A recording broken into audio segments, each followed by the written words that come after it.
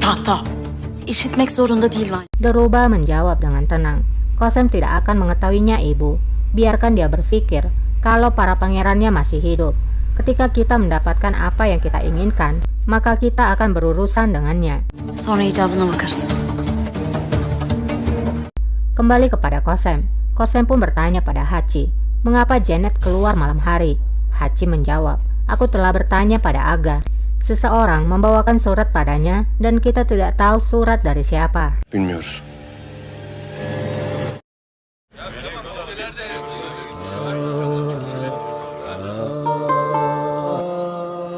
Hoş geldiniz Paşa Hazretleri. Zulfikar Pasha dan Ali Pasha pun tiba di barak. Zulfikar lalu berbicara, aku harap kalian telah membuat keputusan yang baik. Master menjawab, kami tidak tahu apakah itu keputusan baik atau buruk. Tapi kami telah berkumpul dan kami telah menyetujui hal yang sama. Tam ittifakla bir karara vardık. Jika Raja menepati janjinya dan memberikan apa yang kami inginkan, maka pemberontakan ini akan berakhir demi ketertiban. İsyana son veriyoruz. Oyuna gelmeyin ağalar! Tiba-tiba Mansur bicara. Mansur berkata, jangan tertipu. Sultan Osman memiliki permusuhan terhadap Janisari. Bagaimana kami akan mempercayai kata-katanya? Master menjawab, lalu siapa lagi yang harus kita percayai? Apakah kepada Sultan yang gila? Mansur menjawab, Sultan Mustafa yang kamu bilang gila, sekarang berlindung di sini. Lalu bagaimana dengan Sultan Osman? Dia ketakutan dengan Janisari. Mendengar hal itu, Ali pun menjawab, Sultan Osman tidak takut kepada siapapun. Dia tidak bersembunyi. Dia sedang berlindung di Aga Kapisil. Zulfikar terkejut mendengar Ali yang memberitahukan keberadaan raja. Ia pun menatap Ali.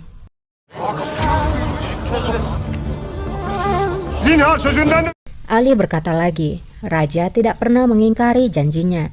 Mansur pun memastikan kembali dengan berkata, jadi Sultan Osman berlindung di Aga Kapasil.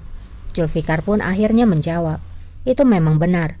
Karena alasan itu, maka semua orang harus percaya kepada Raja. Sebagai pemimpin dari Janisari, maka ia datang ke rumahnya sendiri. Ia meminta perlindungan keadilan di rumah teman seperjuangannya. Mansur menjawab, jangan khawatir Zulfikar Pasha, jangan khawatir. Dia hanya akan mendapatkan keadilan dengan pedang kami. Dan inilah yang terjadi.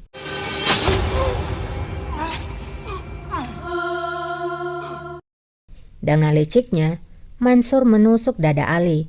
Zulfikar ingin menolong Ali, namun ia juga ditusuk.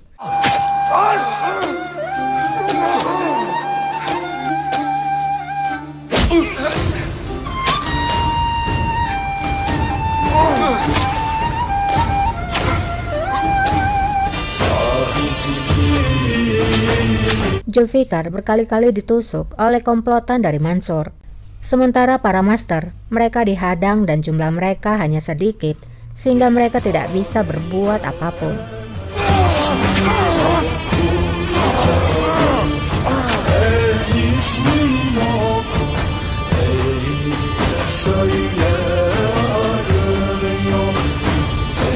Di sisa nafas terakhirnya, Zulfikar teringat kembali kata-katanya sewaktu ia menjabat sebagai komandan Janisari. Halim! Ayrılır! Ia memberikan pesan kepada para tentaranya, prajurit, dunia ini dibagi dua, Janisari dan bukan yang menjadi Janisari. Di sini adalah serikat Janisari. Rumah kalian, keluarga kalian, ayah dan ibu kalian tinggalkan di belakang. Mulai dari sekarang, rumah kalian adalah di sini. Keluargamu adalah saudaramu yang berdiri di sebelahmu, teman seperjuanganmu. Setelah mengingat apa yang diucapkannya, Zulfikar pun menutup mata selamanya. Kata-kata yang ia ucapkan, saudara yang ia anggap, malah menghabisi nyawanya sendiri. Selamat jalan Zulfikar. Bundan böyle eviniz bu ocaktır. Duran kardeşleriniz.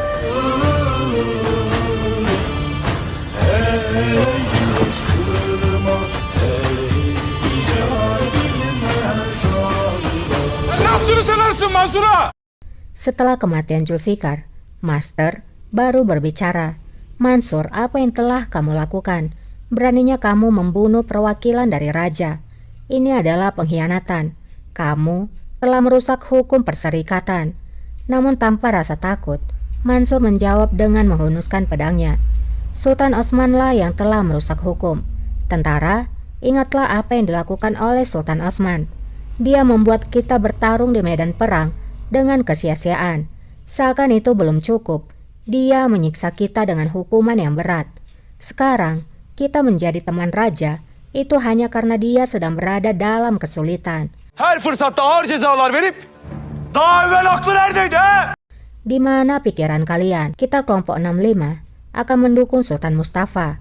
Jika kalian bersama kami, datanglah kepada kami. Mari kita pergi kepada Sultan Osman. Sultan Mustafa'nın yanındayız. Peşimizden gelsin. Ağa kapısına gidiyoruz. Alar! Alalım Sultan Osman'ı. Seorang aga komplotan Mansur lalu berbicara, "Tentara, mari kita pergi untuk mengambil kepala Sultan Osman." Sebagian dari mereka pun mengikuti Mansur menuju ke tempat raja.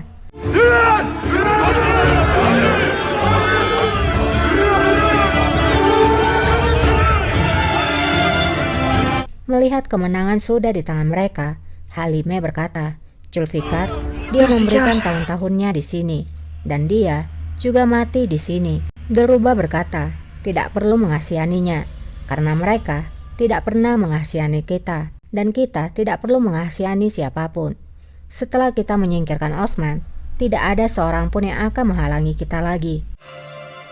Artık önümüzde kimse duramaz. Halime pun menjawab, "Kita sedang dalam perjalanan dan tidak ada jalan kembali. Semoga Tuhan membantu kita." Di kediaman Ali, Husain pun keluar dari sana.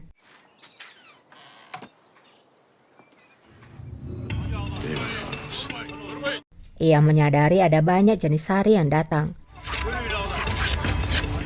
Husain pun bersiap di sana, tepat seperti yang diperintahkan oleh Qasem. Ia bersiap melindungi raja, tidak seperti Omer. Husain bertanya pada Davud, "Apa yang kamu inginkan?" Davud menjawab, "Kami datang untuk membawa Sultan Osman." Davud pun akan masuk, namun Husain sama sekali tidak bergerak dari sana. Davud berkata lagi, "Menyingkir dari jalanku." Namun Husain mendorong Davud. Husain berkata, "Kalian pikir apa yang kalian lakukan? Sultan kalian berlindung pada kalian. Berhentilah bermusuhan dengan sultan kalian." Hakarete layık görmeyin. Namun, inilah yang dilakukan para pemberontak ini. Semua penjaga maupun Husain akhirnya menutup mata selamanya. Saat itu, Humasa melihat pembantaian itu dari jendela.